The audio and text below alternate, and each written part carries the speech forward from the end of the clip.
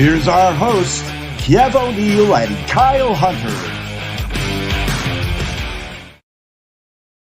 What's up, folks? Kiev O'Neill here, going solo with special guest Shawn Knoche, the great Knoche. What is happening, Shawn? What's going on, Kiev? How you been? Those all-dayers yesterday. I'm feeling just nice and peachy. I'm not falling asleep at all, but getting close. How are you? I'm in about the same boat. The time change hasn't helped me. You don't have to worry about that where you are, but going on more or less sleep and getting ready for night time here as well. That's right, but we have a bracket, my friend, and the committee did a decent job, I thought. In general, there's a few things we should talk about when it comes to a couple teams that were missed. I think we'll probably agree with the first one at least, but that's what I kind of want to get into a little bit, is talking about the bracket, some of the matchups here, and some of the things that we've found interesting. So I'm going to share my screen here for anybody watching live. If anybody's still awake. You can see the Alabama's top seed, Houston top seed, Purdue top seed, Kansas top seed.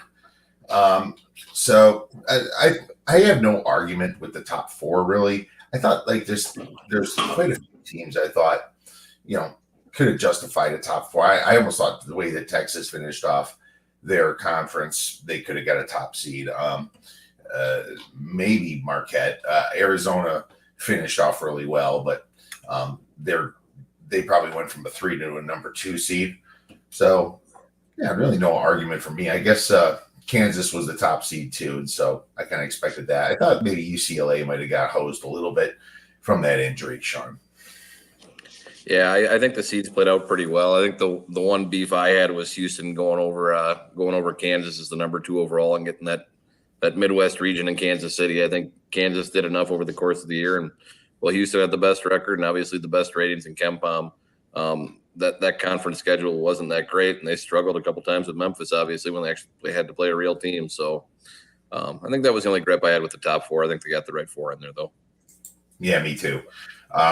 Going on teams that should have made it in, when I saw Rutgers miss the tournament, I was a little shocked, to be honest with you. I know they lost Mawat Mag and all, and didn't have the greatest finish, but a lot of those games were away, and unfortunately Minnesota loss must have been the thing that did them dirty. I thought beating Michigan was should have been enough, though, but they had some massive wins against Purdue, a number 1 seed.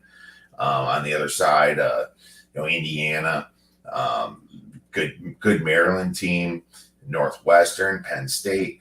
Yeah, it's just Michigan State. I thought they did enough to get in, and I'm really surprised they left Rutgers out, Shawn. Yeah, they were one of the 2, and it's the top 2 that you're looking at, probably the same 2 I am. With that big of a logjam in the Big Ten, where you had, I think it was, 13 teams right there, or 11 teams right there within 3 games of each other, right in the middle, and all beating up on each other. And Rutgers goes 10-10 in conference and only has 1 real bad loss against Temple.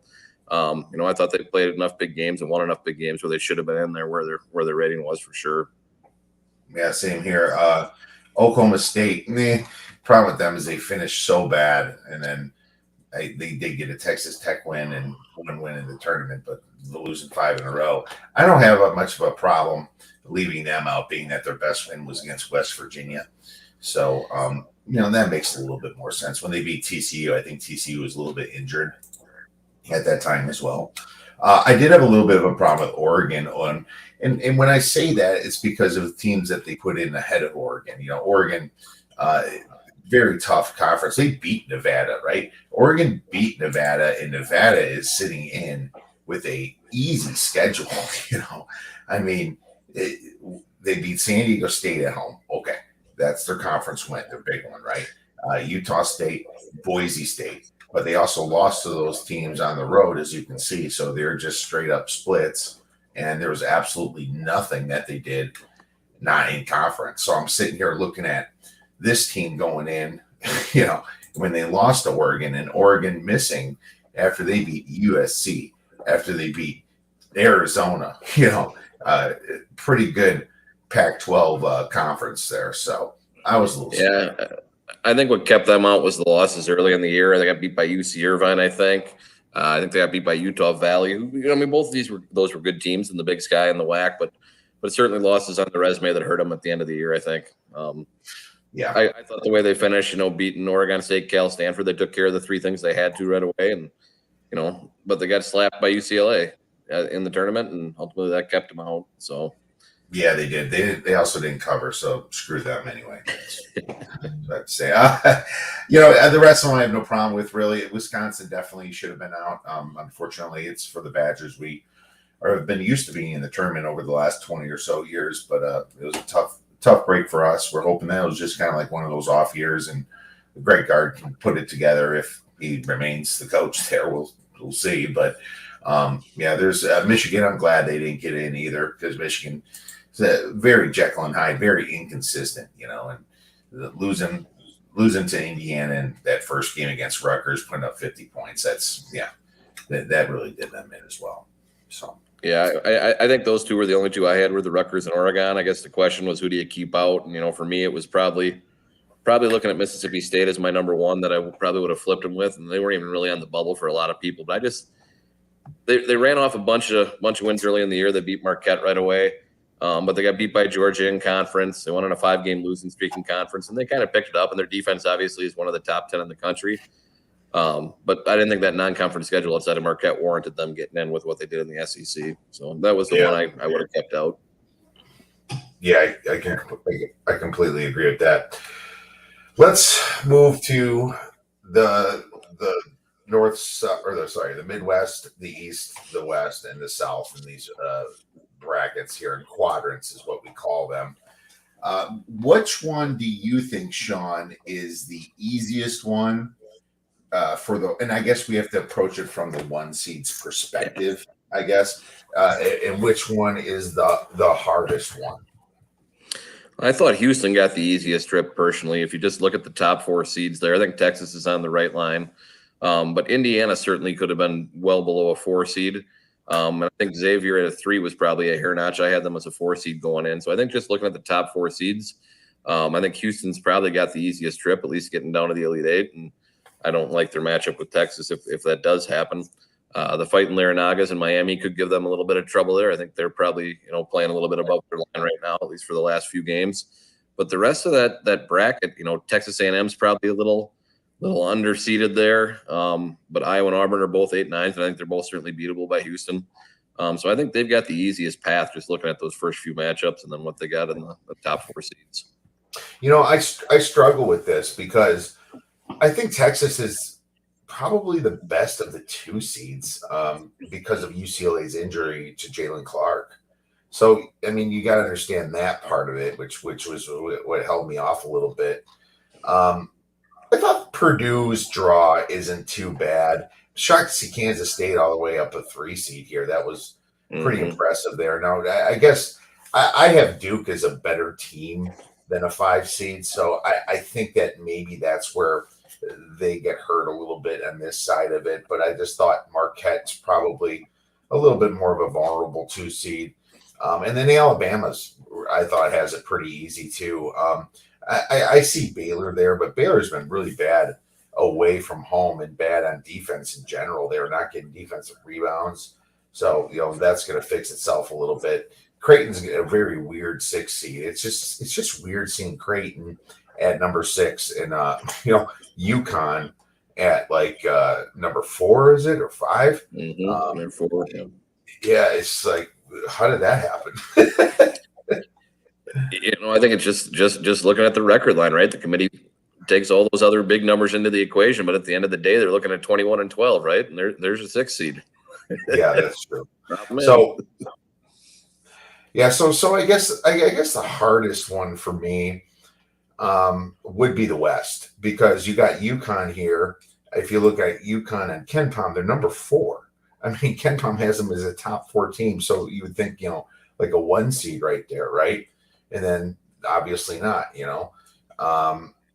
Then you got UCLA, which was the most complete team. Now, they did lose Jalen Clark, but they're still very good, and they can still beat anybody. And then you got Gonzaga there. Gonzaga's a fantastic team, The Gonzaga's kind of heating up at the right time too. Finally, it's a little bit different than this year. And look at old TCU here. That's a bad 6 seed in my opinion. I think TCU is a fantastic team. So you can almost argue that they're can make a little bit of a run here in the dance. And to be honest with you, Shawn, when I'm filling out my bracket, I'll be considering TCU here. So what are your thoughts? Yeah, well, we didn't pick the same thing in any way. I went with the South as my hardest bracket, Kiev. And it starts right off in round 2 with me for Alabama. You're going to get Maryland or West Virginia in round 2 right away. You got 2 teams that are, top 25 Ken Palm as your 8 9s, and you got to go out and play one of those guys. Maryland's top 35, both offensive and defensive efficiency, and West Virginia can score with anybody, including Alabama, I think. So right away, I think they get hurt there. I think the next bracket down a little bit might be easier for them with San Diego State and Virginia. I think Alabama can run circles around both of those teams just based on that pace, and I don't think Virginia's going to be able to slow down a team with that many scorers. But you look at the bottom of the bracket, like you said, Baylor has struggled a little bit away from home, but I still think Arizona's an elite team, and I still think they got a shot to win the whole thing for sure. Their defense isn't, top 10 or top 20, but they held UCLA to 59 in the championship game, albeit an injured UCLA team, and they've really only struggled when they've gotten into shootouts. And I think if they keep teams off the scoreboard and slow down the pace a little bit, even though I know that they want to run, I think they can play with anybody. So for me, it was that Alabama draw, and really it's just because of that first couple of games and then getting to the end. I think they're going to have trouble. Any one of those teams, Baylor, Arizona, Maryland, West Virginia, I think San Diego State could play with them too, actually, to be honest with you. Just too much offense for me in the end for Alabama if that matchup happens. Yeah, absolutely. And there's some disagreement there. That's fair enough. I just think Arizona a little bit more of a vulnerable bet, being that their defense is so bad. Offense is very good. They're almost like in Alabama where they just got to they run fast. They got to hit. Now Alabama's got the much better defense ranking. But if Alabama's not hitting too, it's they can run themselves into some serious trouble. So this one fascinates me. Alabama really took care of business in their SEC tournament. They didn't bat an eye really against anybody, and it makes me wonder: are they going to be due here in this tournament, or are they just maybe better than everybody? I mean, one thing about Bama is they really took care of business in the offseason. They had that bad loss against or non-conference, I should say, not off-season, non-conference against UConn. But besides Gonzaga, they beat Houston by a good 6 points. They took care of business against everybody in the SEC pretty easily. They had a really bad hiccup against Oklahoma. I'm still scratching my head over that. How the hell is Oklahoma scoring 93 points against this team? It's just one of those things. Everything they threw up went in the net. Lost the bet. I had the Oklahoma team total under in that game. I do remember that one very vividly. Yeah, stuff just don't make sense. But I think everybody's vulnerable, and that's why this exercise was probably a little tougher this year, picking out the hardest brackets and the hardest quadrants and the easiest ones. So, to recap, my hardest is your West, your hardest is the South. I think the South is probably one of the easier ones, and you think the Midwest was one of the easier ones with Houston, I think. Yeah, I think one of the overall takeaways of this tournament, as I'm starting to look at it in past years, is that I don't really find a dominant team in this year's bracket. Right, Alabama's the number 1 overall seed, and the way they finished the year, and like you talked about the tournament, they're probably the one that I would lean to if I had to say this is the team that's going to get it done because they're the best all around on everything. But in the past years, you've had Gonzaga teams or Baylor for the last couple of years where you look at them rolling into the tournament and you're going, these guys are making it to the Final Four, and I'm 100% positive. I'm playing them all the way there in my bracket. And this year I'm looking at it going, I'm going to have, a couple 2s, couple 3s, couple 4s maybe where I think they've got really good chances to get to the Final Four. And just no dominant team, in my opinion, that really stands out like there has been the past couple of years. Yeah, absolutely. Now let's point out some 5-12s, my friend. And wow, did Duke get a doozy here? And it's nice to see, being that, F Duke, right? But they're playing number 12, Oral Roberts. And, I mean, the way Oral Roberts has been playing, they have a 7-5 center. They play fast. They just ran through the Summit League. I mean, they're a much better team than the ranking on Ken Palm. I don't think they're quite as good as Duke, but geez, is everybody picking this upset stuff now? they're playing against a hot Duke team, Shawn. I'm not touching. I'm all on Duke on that game. Oral Roberts is the last to watch. If you haven't watched an Oral Roberts game all year, go look at some tape, pick one up. They're hilariously fast. They're funny. They shoot.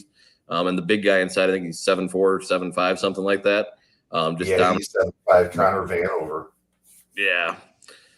He dominates, everybody in the Summit League on the inside. So they're going to have a little bit more of a size matchup with Duke. Obviously you got a 7-footer there playing on the inside, but I just don't think Oral Roberts is matched up well against the good teams that they played. That's their loss to St. Mary's by 8. They got blasted by Houston by 35, lost to Utah State by 10 in New Mexico. They were in those 2 games at least. But yeah, funny. I'm actually leaning Duke too. This is not the 5-12 upset I'll probably be picking. I'm not sure if I'll play Duke at the 6.5 or whatever it is now. But I just think Kyle Filipowski can match up with him. He's big, 7 foot himself, and he's a one and done phenom there, and he's playing in the ACC versus Hanover at 7'5", dominating the 6'8" guys in the Summit League. So they're a fun team to watch. But yeah, that's not the one I'm picking. The one I'm looking at is VCU and St. Mary's. I think they're the 5-12 that's got the best chance. VCU's played real good basketball down the stretch. Granted, the A10 was not great this year, probably the worst A10 ever. But they had a couple losses there: Duquesne, Dayton, St. Bonaventure. Otherwise, they ran through that entire league.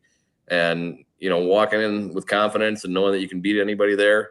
St. Mary's also plays in a conference that's got Gonzaga, obviously, and a couple other decent teams with San Francisco out there. But I think from a conference standpoint, the West Coast isn't a lot better, in my opinion, than the A10. They're a couple notches up. If you look at the efficiency ratings, I think West Coast is 8 and the A10 is 12 overall. So I think VCU coming out of that and dominating the A10 is going to give St. Mary's a run for their money. I think they can definitely pull that upset. VCU is plus 3.5. This was my free play I'm giving out too, Shawn. So there you go. We're on the same side here. I took it at 5.5 earlier and then sent it out. And now it's down to 3.5. I still like it all the way down to 2. I think VCU is just as good as St. Mary's, if not better. They're going to be a team that I was going to be on anyway, kind of like a sleeper team in my opinion. Just looking at VCU's numbers, they're just like you said, the Atlantic 10 Conference not ranked high, so they moved all the way up to 58 here. They're mostly in the 70s here, but they're on a nice run. And what I like about is their defense. They rank number 17th in defensive efficiency. They're kind of hot and cold on offense, where they can screw up is turning over the ball. So I am a little worried about that. But St. Mary's here doesn't force a ton of turnovers. They do a little bit, but that's where they're going to be able to possibly compete with St. Mary's. St. Mary's is a very good rebounding team too. So if they're not turning the ball over, I think that they're going to score. Now remember, St. Mary's stats is all based upon a very bad conference, and that Gonzaga win was a little fraudulent. They were losing the game the whole game, and some very bad whistles at the end kind of put them right back into the tie there. And then Gonzaga whips them at the end here like nothing. So, yeah, just, I think VCU is definitely live in this. Looking at some of the other, 5-12s, you have, we already did Duke Oral Roberts. We have San Diego State versus Charleston. Yeah, I'm not buying Charleston here. I know Charleston was good for what they did, but congrats to make the tournament and going on that run. Too bad for Hofstra that struck out and died during the tournament, but that was kind of the one I was hoping to see. But I'll most likely be on San Diego State, and it looks like Miami versus Drake is the other one. People are starting to say, well, Drake did this, Drake that. I think the ACC is better than people think. It's one of the most underrated, or I would say underrated conferences now. Usually it's an overrated conference, but it's funny to see the whole conference kind of underrated. Not too many teams from the ACC made it in the big dance, Shawn. Yeah, with North Carolina, I think the first time ever the preseason #1 missed out on the tournament, going back since they expanded the field. So certainly something different there. I think, Miami and Duke have certainly gotten better as the season's gotten on. They've gotten healthier, gotten their things together. And Virginia's been steady, but they don't have the elite playmakers they had a couple years ago on the offensive side of things. So they're relying on that, that metric Tony Bennett defense. But just look at those 5-12s. It just seems like usually there's one with at least some sort of major conference potential in there that's snuck in at the end. But this is all small conference stuff with Drake and Charleston and Oral Roberts. So I'm not as high on those 12s pulling the upsets as I usually am this year. Yeah, me either. It's funny looking at sticking in the ACC. NC State really bad draw against Creighton for that first game. Now, Creighton is better than a 6 seed. That's just the bottom line. They probably should have been playing someone like Missouri instead, or someone like a Texas A&M should have been a 7 seed. They should have been a 6 seed here. They made it to their final game in the SEC tournament. They had a fantastic year this year. Now Texas A&M sitting at 7. That didn't make sense to me. So I found that interesting. And obviously with the UConn on the other side, both in the Big East, I don't know. They must not like Patino too much, Shawn. Yeah, with all the other NCAA issues he's had, I think they like to punish him wherever they can, right? Yeah, they like to gut punch him, and they just certainly did put him against UConn. Is this played at the Garden too? Where's this first game at? Where is UConn? Is it New York? I have to look. But that's an interesting. I like the Northwestern Boise State. I think that was a pretty good matchup. Two of these teams, pretty equal on paper. Yeah. There's Iowa Auburn, same type of speedy type style a little bit. I find that interesting too. Iowa's just been all over the place this year. Just really very inconsistent. Yeah. Yeah, I think they beat like Purdue or something recently, and somebody big, and then they completely faltered again. It's just both these teams. Auburn's like always catches up and just screws it up at the end. It seems so. It's that weird team. Yeah, Utah State's got an interesting matchup against Missouri. Number 10 Utah State against Missouri. That's going to be one I'm going to be keying in. But I made about 6 plays already, and I just gave out the VCU one. Is there a play that you'd like to give out? Yeah, the one I bet first that caught my eye was actually Tennessee. Obviously Mr. Barnes doesn't have great history in the tournament, but I think that defense is elite, and I don't think Louisiana's offense is going to be able to keep up in any shape or fashion whatsoever. If you look at where they're, hiding down there, their offensive efficiency is 57th in the country right now. Their field goal percentage is elite, but they haven't faced a defense that's shut down in size like Tennessee at all this year, outside of Texas. And they got boat raced by Texas by 28 back just before Christmas. And Sun Belt obviously isn't a very strong conference there either. They got a couple losses along the way there, a lot of close games. So I think Louisiana is definitely at a huge disadvantage against Tennessee, and I think they're going to boat race them early and often in that one. So I laid 10.5 right away when that opened on that. Okay, good. I'd say that seems like a low spread. Now everyone hates Rick Barnes, but you got to pump the brakes sometimes on that. I mean, just these athletes here should be able to get the job done here for Tennessee.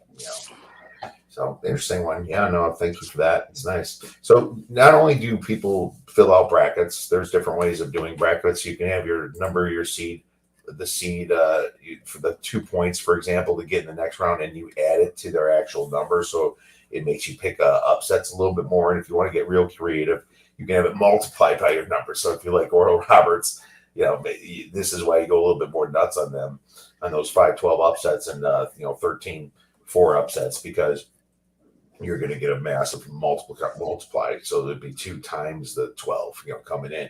So there's 2 different ways of doing that. A lot of people just do it the standard way. But Shawn, you also have a big Calcutta and I'm going to be actually getting in for the first time this year. I'm a little excited about it, sharing one with a couple guys. And why don't you tell people how the Calcutta is run? Yeah, so we've got a group of about 11 what we call consortiums or conglomerates. And it's a group of guys. You can have one guy in that consortium, or you can have 20. It just depends on how much you want to bankroll and how much you want to spend. And what you do is you buy every single team that you want to own. And for every win that those teams get, you earn money back. So I could buy a 16 seed. And if they manage to pull the upset, I'm probably paying $8, and it's going to return somewhere between 100 and 150. And the Calcutta all depends how much money comes into it, right?